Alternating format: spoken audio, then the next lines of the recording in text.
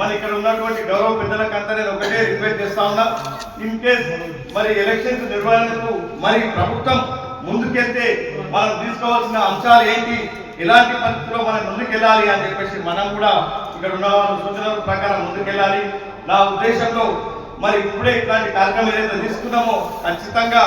గ్రామాలలో, పట్టణాల్లో, జిల్లాలలో మరి ఈరోజు ఉన్నటువంటి బలమైన బీసీ సంఘం ఆర్కృష్ణ నేతృత్వంలో ఈరోజు కేవలం మన తెలంగాణనే కాదు జాతీయ మొత్తంలో కూడా మన జాతీయ స్థాయిలో బీసీ భాగం చాలా బలంగా ఉంది, గట్టిగా ఉంది. కాబట్టి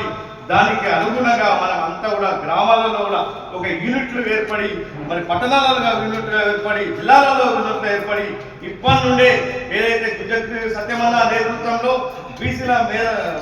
మేధావుల సదస్సు ఏర్పాటు చేసిందో ఇవన్నీ కూడా మన గ్రామాలలో, పట్టణాలలో, జిల్లాలో కూడా ఏర్పాటు చేసుకొని ఇలాంటి ముందరకు తీసుకుపోయి మేమున్నాం. ఈరోజు ఎలక్షన్లు ఏదైతే 42% రిజర్వేషన్ పెట్టకుండా మరి ఎలక్షన్లకు వెళ్తే మటుకు మేము అడ్డగిస్తామని చెప్పేసి ఒక మెసేజ్ మన ప్రభుత్వాలకు తీసుకెళ్లే విధంగా